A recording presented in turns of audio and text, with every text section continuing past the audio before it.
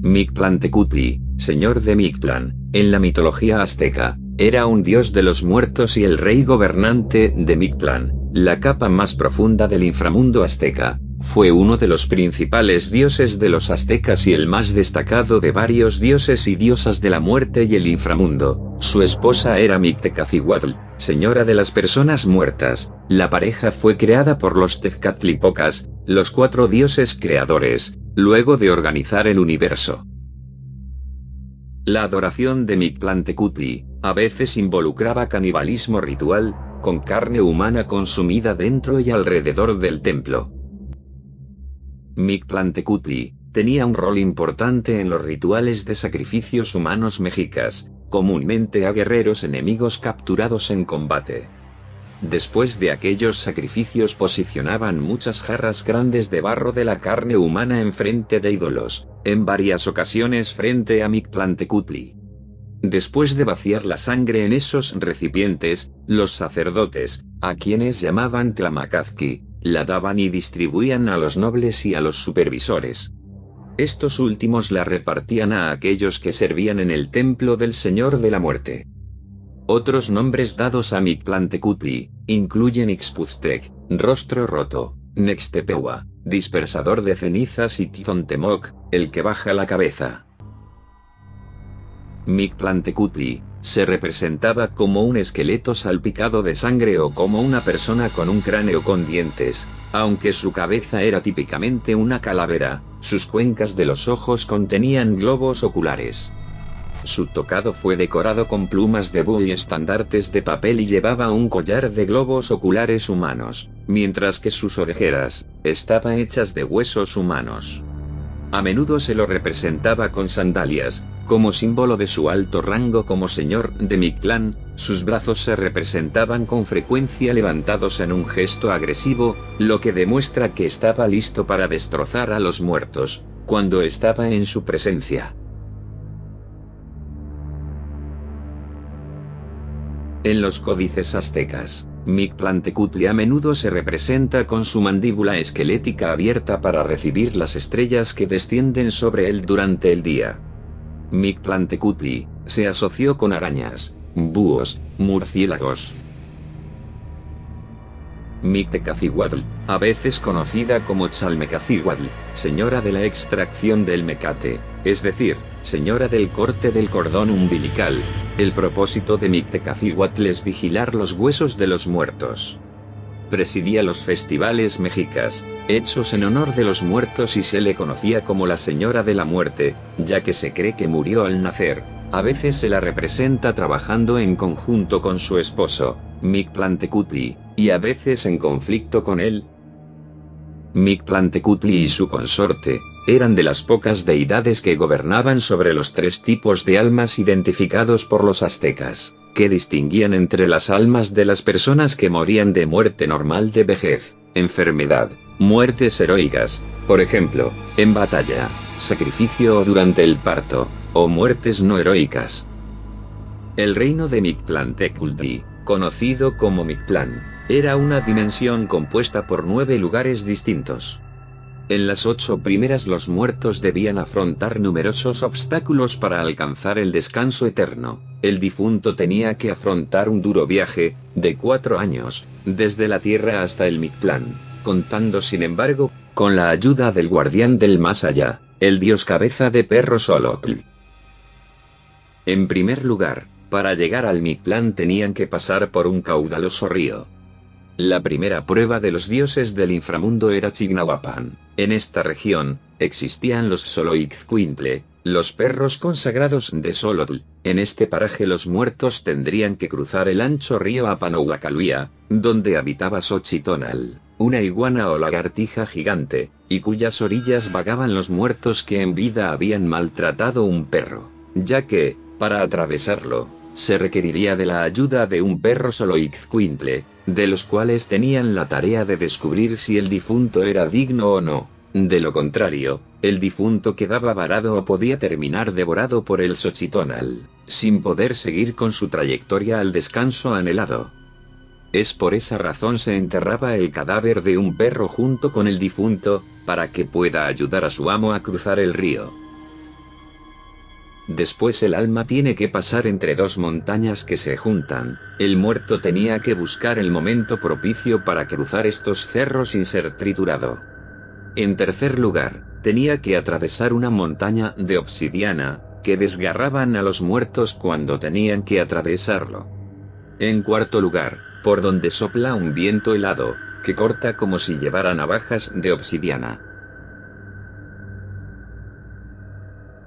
En quinto lugar, por donde los muertos flotan como banderas hasta lograr salir del sendero. El sexto, es un lugar donde se lanzan flechas a los muertos. En el séptimo lugar, están las fieras salvajes como los jaguares que se comen los corazones de los difuntos. En el octavo, se pasa por estrechos lugar entre piedras y aguas negras. En el noveno y último, el Chignaumiktlan, se llega al lugar donde se descansa o desaparecen las almas. En este nivel el muerto se volvía uno con todo. Así, dejaban de padecer y entraba en la residencia de Mictlantecutli y Mictecacihuatl. Mictlantecutli también aparece en una leyenda azteca de la creación. Habiéndose concertado los dioses, decidieron enviar a Quetzalcóatl al Mictlán para recuperar los huesos de los humanos, de las creaciones anteriores. Quetzalcóatl se presentó ante Mictlantecutli y le pidió los huesos preciosos para hacer con ellos los que morarán en la tierra. Mictlantecutli accedió con la condición de que Quetzalcóatl se sometiera a una prueba. Tenía que hacer sonar una caracola sin agujeros. Quetzalcóatl invocó gusanos que agujerearon la caracola y abejas que la hicieron sonar. Mictlantecutli le dijo a Quetzalcóatl que tomara los huesos y luego cambió de opinión. Habiendo huido Quetzalcóatl, Mictlantecutli ordenó a sus sirvientes que fueran y cavaran un hoyo en el cual cayó Quetzalcóatl. Los huesos se rompieron, pero Quetzalcóatl los recogió y llevó la preciosa carga a Tamoanchan. Ahí mismo la antigua diosa Cihuacóatl, mujer serpiente, pulveriza los huesos hasta tener una harina, cual coloca en un recipiente especial de cerámica. Los dioses se reúnen alrededor de esta vasija y dejan caer gotas de sangre de sus penes. De este rito nace la actual raza de humanos. Dado que los huesos rotos resultaron ser de diferentes tamaños, así se explica cómo hoy las personas terminaron siendo de diferentes alturas. Osiris es el dios de la fertilidad, la agricultura, el más allá y la regeneración del río Nilo, la vida y la vegetación en la antigua religión egipcia. Llegó a ser rey mítico de Egipto y fue el que enseñó la civilización por medio de la amabilidad y la persuasión. Osiris enseñó a su pueblo modales civilizados para que los hombres ya no parecieran bestias salvajes, prohibió el canibalismo. Les enseñó la agricultura así como el respeto por los dioses y las leyes. Pero, y sobre todo después del mito de su muerte y resurrección, Osiris pasó a ser un dios de muerte, de resurrección y de juicio sobre las almas de los difuntos. Su valor como uno de los dioses más importantes del antiguo Egipto aumentó constantemente en el curso posterior de la historia del antiguo Egipto, razón por la cual su culto pudo extenderse al mundo helenístico. Osiris, junto con Horus e Isis, formaron la tríada de Abidos. La constelación de Orión está unida a ella. Osiris era el hijo mayor del dios de la tierra, Geb, y la diosa del cielo Nut. Nació el primero de los 5 días sagrados que cierran el año, y sus hermanos Eru, Ur, Set, el tercer día rasgando el vientre materno. Isis, el cuarto día, en las marismas del delta del Nilo, y Neftis, nació el quinto y último día.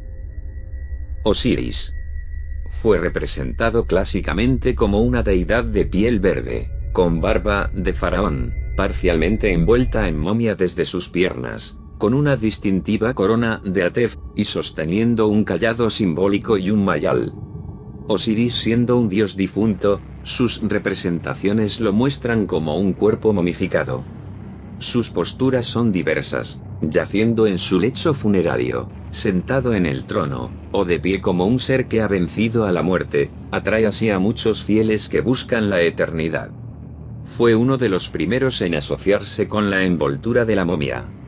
También estuvo asociado con el epíteto Khentiamentiu, que significa jefe de los occidentales, donde occidentales se refiere a los muertos, una referencia a su realeza en la tierra de los muertos. Se realizaban ceremonias anuales en honor a Osiris en varios lugares de Egipto. Estas ceremonias eran ritos de fertilidad que simbolizaban la resurrección de Osiris, como lo atestiguan las inscripciones de las tumbas. Tanto las mujeres como los hombres podían identificarse con Osiris en el momento de su muerte, otro conjunto de pruebas que subraya la naturaleza andrógina de Osiris. En consecuencia, Osiris se presenta a sus adoradores bajo una multiplicidad de nombres. Se cantan letanías a Osiris bajo todos sus nombres. Muy pronto, Osiris fue dotado del epíteto el que tiene muchos nombres, Ad-Renu. Esta acumulación de epítetos y nombres aparece en el capítulo 142 del Libro de los Muertos. Este texto permite al difunto acceder a la vida eterna en la imagen de Osiris. Para ello el difunto enumera una lista de 115 epítetos adjuntos al nombre de Osiris. Cuantos más nombres enumera el fiel, más reconoce y acepta el poder de la divinidad invocada. El mito de Osiris. Al comienzo de la historia, Osiris gobierna Egipto, habiendo heredado la realeza de sus antepasados. En un linaje que se remonta al creador del mundo, el dios Ra, Osiris, está relacionado con el poder dador de vida, la realeza justa y el gobierno de Maat, el orden natural ideal cuyo mantenimiento era un objetivo fundamental en la cultura del antiguo Egipto. Set, que era su hermano, estaba estrechamente asociado con la violencia y el caos. Por lo tanto, la muerte de Osiris simboliza la lucha entre el orden y el desorden, y la interrupción de la vida por la muerte. Algunas versiones del mito proporcionan el motivo de Set para matar a Osiris. Según un hechizo en los textos de las pirámides, Set se está vengando de un golpe que le dio Osiris, mientras que en un texto del período tardío, el agravio de Set es que Osiris tuvo relaciones sexuales con su esposa, Neftis.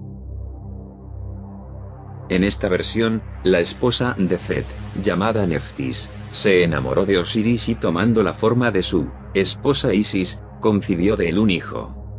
Cuando Isis se enteró de la traición de Osiris con Neftis, sacudió el universo con un grito de desesperación y arrancó las cintas del lecho nupcial. Se volvió hacia el dios Tot, quien prometió darle un medio para devolver el afecto de su esposo. Set decidió vengarse de su hermano. Según una versión temprana de la leyenda, tendió una emboscada a Osiris mientras cazaba y lo asesinó. Versiones posteriores hablan que Set actuó en alianza con 72 conspiradores para hacerse con el trono. En uno de los días festivos, Set mandó entregar un hermoso sarcófago y prometió regalarlo a quien encajara en él. Tan pronto como Osiris se acostó en el sarcófago, los conspiradores cerraron la tapa, la clavaron y la arrojaron al Nilo. Según la leyenda menfita, el cuerpo de Osiris fue arrojado al río, donde permaneció durante 3 días y 3 noches, devorado por los peces. Por esta razón, existía la creencia entre los egipcios de que una persona que se ahogaba en el Nilo era sagrada. En una versión posterior, cuando Isis se enteró del asesinato de su esposo, Isis se cortó el cabello, se vistió con túnicas de luto y fue en busca de Osiris. Las olas llevaron el cofre a la costa siria de Biblos.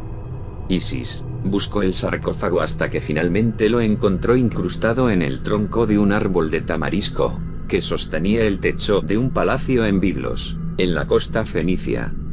Se las arregló para sacar el ataúd y recuperar el cuerpo de su esposo. Isis regresó con el cuerpo de su marido a Egipto y, con la ayuda de Neftis, escondió el cuerpo de Osiris entre la vegetación de los pantanos cercanos a la ciudad de Buto, en el delta del Nilo, para llorar a su marido. Las diosas se convierten en un halcón y un milano. Sin embargo, durante una cacería nocturna en los pantanos, Set encontró el cuerpo odiado de su hermano. Se enfureció y cortó al difunto en 14 pedazos que esparció por todo Egipto.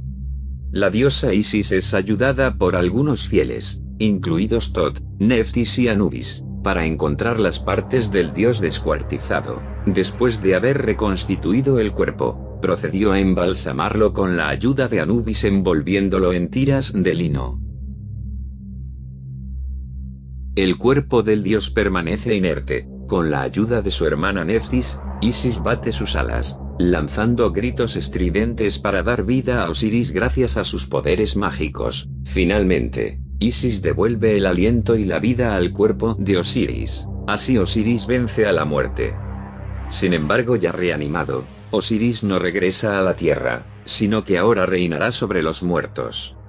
Así, el renacimiento de Osiris anuncia todas las formas posibles de renovación, ya sea en la vegetación o en los humanos.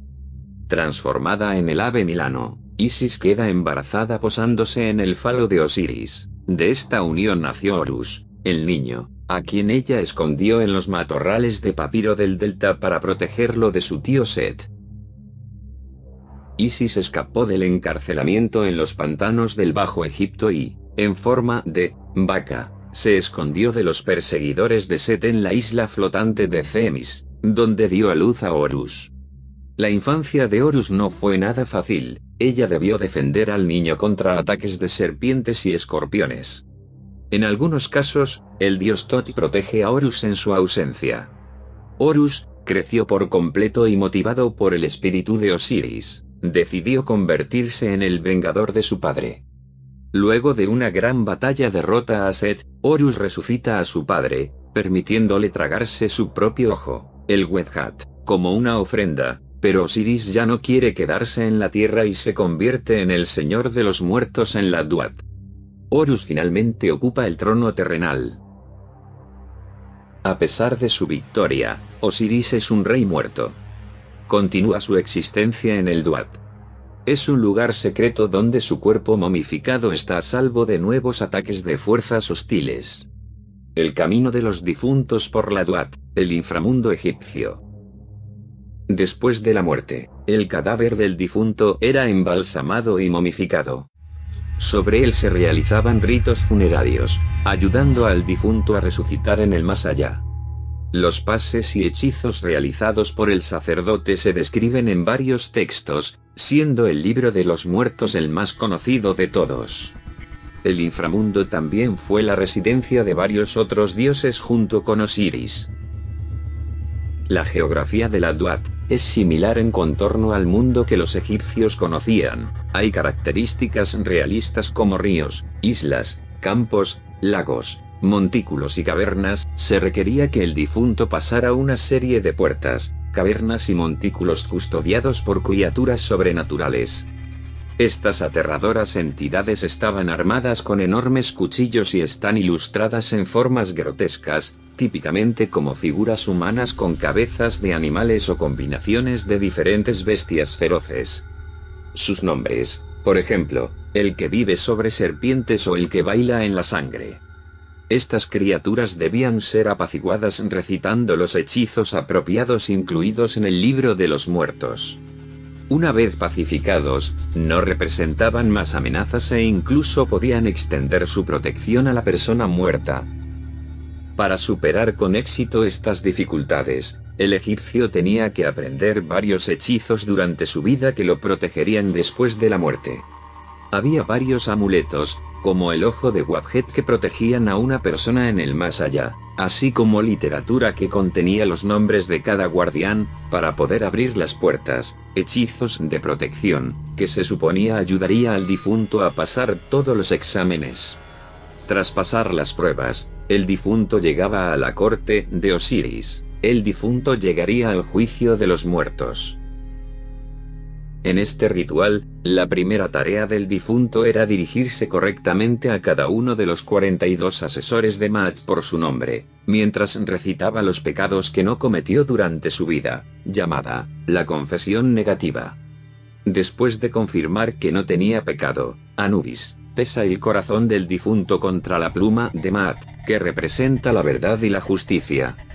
Cualquier corazón que sea más pesado que la pluma, fallaba la prueba, y era rechazado y comido por Amit, un terrible monstruo devorador de almas impuras. A estas personas se les negaba la existencia después de la muerte en la Duat. Aquella persona dejaba de existir.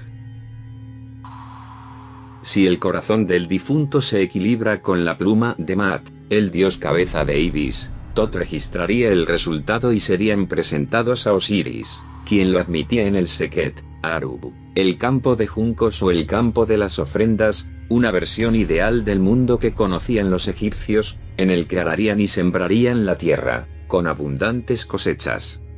En consecuencia, este terreno ideal para la caza y la agricultura, permitía que las almas calificadas vivieran por la eternidad. Por lo tanto, los difuntos viven eternamente en la presencia y entre los dioses, gobernados por el dios residente, Osiris. Como resultado, los difuntos comían y bebían los mismos manjares devorados por sus dioses. Erlik.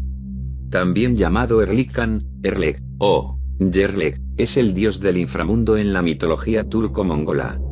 Erlik es considerado la causa de la enfermedad y la muerte, y el juez de los muertos en el inframundo llamado Tamaj. Erlik gobierna ese inframundo en su punto más profundo desde su castillo. Erlik trae muerte, plagas y espíritus malignos para atormentar a los humanos y llevar sus almas a su reino. Dado que el tengrismo, la fe de los antiguos pueblos turcos mongoles, no se basa en un corpus escrito, sino que abarca la vida espiritual experimentada, no existen creencias unánimes entre todos los pueblos túrquicos. En la mitología turca, Erlik estuvo involucrado en la creación de la humanidad, es un maestro del pecado. A veces es representado por un oso totémico. Erlik era la deidad del mal, la oscuridad, señor del mundo inferior y juez de los muertos. Erlik es hermano de Ulgen, ambos han sido creados a partir del dios creador, Kaira, Tengere Kaira Khan. Erlik quiere ser igual a Ulgen. Cuando hizo su propia tierra, fue castigado y enviado a la prisión en la 9ª capa de la tierra y se opuso al mundo superior, el reino de la luz. Según los Kakas de Siberia, Erlik reside en lo más profundo del inframundo en un palacio de cobre con muebles de oro. Según una leyenda de Altai, Erlik creó los espíritus elementales, Ille mientras aún estaba residiendo en el cielo. Erlik y sus espíritus fueron expulsados y cayeron a la tierra juntos, cuando reclamó la divinidad para sí mismo. Otra leyenda cuenta que el dios Tengri ordenó al primer humano que se sumergiera en el agua primordial y sacara un puñado de tierra del fondo del mar. El primer humano, sin embargo, escondió un poco de tierra en su boca, para crear su propio mundo más tarde. Pero la tierra en su boca creció y la escupió. El dios Kaira Khan, quien diseña el mundo en esta leyenda, expulsó al primer humano del reino celestial como medio de castigo y lo envió bajo tierra, llamándolo Erlik. En otra narración más, las personas eran inmortales antes del advenimiento de Erlik. La gente y los animales sobrepoblaron el mundo, hasta que un cuervo sugirió llamar a la muerte al mundo. Entonces la gente convocó a Erlik, con lo cual entra la muerte. Primero, todas las personas sabían cuándo iban a fallecer, por lo que vivían con miedo, hasta que el dios Tengri ocultó la fecha de sus muertes. Según la creencia de los pueblos Altai, en el mundo inferior también existían el sol y la luna, pero brillan tenuemente, por lo que allí reina el crepúsculo eterno. A la entrada del mundo inferior hay un toco negro, un caldero de agua hirviendo. Hay grandes pantanos allí, un lago lleno de lágrimas de personas, un lago rojo formado por la sangre de aquellos asesinados o cortados mortalmente accidentalmente, así como de los suicidas. A continuación, un lago negro sin fondo con un puente de una crin de caballo. Detrás del lago negro está la región de los ancestros fallecidos. Detrás de la morada de los antepasados fallecidos en el inframundo viven las hijas de Temir Khan, el primer hijo de Erlik. El mismo Temir Khan vive aquí en una gran yurta, al lado de la cual hay un poste de amarre. En la demonología de Kakas, pueblo turco del sur de Siberia, Ellos creían que Irlikan, como le llamaban, tenía una apariencia repugnante y vivía en la 7ª o 9ª capa del inframundo. El palacio de Irlikan era una yurta de cobre heptagonal, situada en la desembocadura de 7 o 9 mares, a orillas de los mares ardientes y envenenados. La brisa cálida y ligera, llamada Tan, fue percibido por los cacas como el aliento de la deidad subterránea Irlikan. Los espíritus malignos y las almas de los muertos están subordinadas a él. Sus sirvientes y 9 guerreros viven en una casa con 40 esquinas, en la que los pecadores son torturados de acuerdo con el castigo señalado.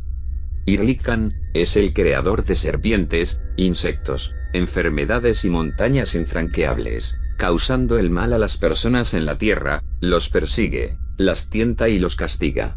Para someter la ira de Irlikan, los chamanes le hacen sacrificios de animales y lo pacifican con discursos que le agradan. Los espíritus malignos creados por Erlik causan desgracia, enfermedad y muerte a la humanidad. Estos espíritus se imaginan como asistentes de Erlik.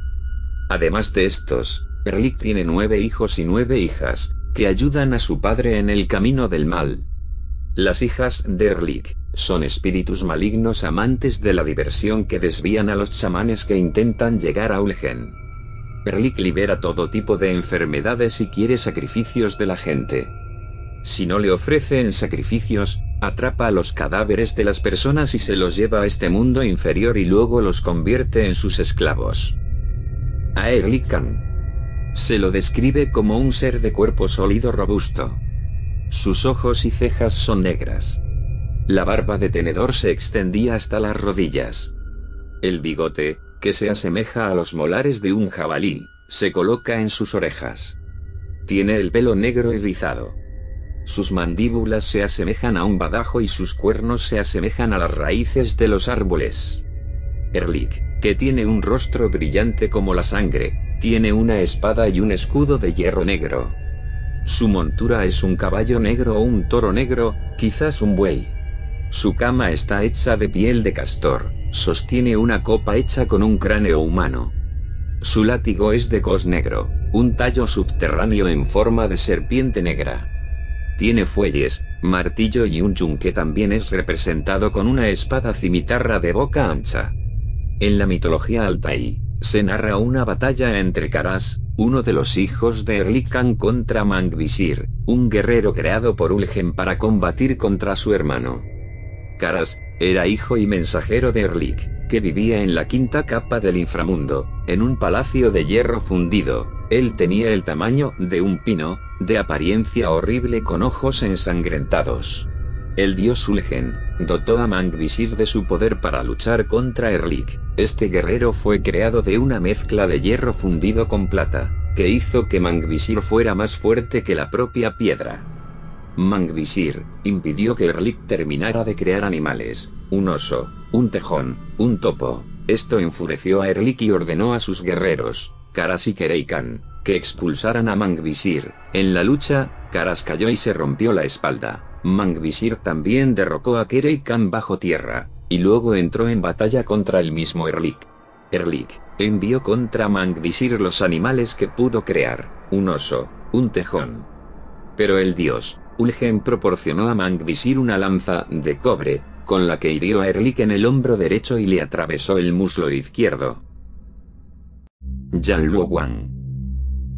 En la mitología y la religión china, también es conocido como el rey Yan, es el dios de la muerte y el gobernante de Diyu, el inframundo, que supervisa a los 10 reyes del infierno. En su capital, Youdu, una ciudad rodeada de tinieblas. A Yanluo también se le conoce como Rey Yanluo, una transcripción del sánscrito para Rey Yama. Tanto en la antigüedad como en la actualidad, Yanluo Wang es retratado como un hombre grande con una cara roja y ceñuda, ojos saltones y una barba larga. Viste túnicas tradicionales y una gorra de juez o una corona que lleva el carácter chino para rey. El origen de Yanluo Wang la encontramos en la deidad hindú, Yama, mencionada por primera vez en los Vedas, dios de la muerte que reina sobre el paraíso y el infierno. llamado Nakara y situado bajo tierra en el sur de nuestro mundo. Sus funciones en el budismo mahayana se limitan al juicio de las almas y la gestión del inframundo. La personificación de Yanluo Guang es siempre masculina, y sus secuaces incluyen un juez que tiene en sus manos un pincel y un libro, que enumera cada alma y la fecha de muerte asignada para cada vida. También están bajo su mando dos criaturas terroríficas conocidas como Cabeza de Buey, Niu Tao, y Cara de Caballo, Manien, temibles guardianes del infierno. Llevan a los recién muertos, uno por uno, ante Yanluo Guang para su juicio. Atrapan a cualquier alma que trate de escapar. Yanluo Guang es ayudado por los Eiba y Wuchang, o impermanencia en blanco, negro, son dos deidades encargadas de escoltar a los espíritus de los muertos al inframundo. Como sus nombres lo indican, están vestidos de blanco y negro respectivamente. En el Diyu también existen soldados o peones fantasmas, que se encargan especialmente de escoltar a los fantasmas. Los hombres o mujeres con mérito serán recompensados con una buena vida futura, o incluso un avivamiento en su vida anterior. Los hombres o mujeres que cometieron fechorías serán condenados a la tortura, o vidas futuras miserables. Yanluo no es un dios en particular. Se decía que había casos en que un mortal honesto podía ser recompensado con el cargo de Yanluo Guang. Se supone que los espíritus de los muertos, al ser juzgados por Yan, pasan por un término de disfrute en una región a mitad de camino entre la tierra y el cielo de los dioses, o sufren su medida de castigo en el mundo inferior. Ninguna ubicación es permanente y después de un tiempo, regresan a la tierra en nuevos cuerpos. Como ya se dijo antes, el rey del inframundo lidera un pequeño grupo de demonios a menudo representados con rostros de animales, encargados de capturar las almas que su maldad ha llamado su atención y atormentar a los condenados. Ellos mismos son criaturas descarriadas. Su función es, pues, una especie de castigo. Al final de su condena, que a veces puede ser muy larga, las almas son reinsertadas en el ciclo de las reencarnaciones tras la absorción de una poción de olvido. El Diyu, literalmente prisión terrenal, es el reino de los muertos o infierno en la mitología china. Es una especie de lugar de purgatorio, que no solo sirve para castigar sino también para renovar a los espíritus cara a la siguiente encarnación. El Diyu se representa típicamente como un laberinto subterráneo con varios niveles y cámaras, a las que se llevan las almas después de la muerte para expiar los pecados que cometieron cuando estaban vivos.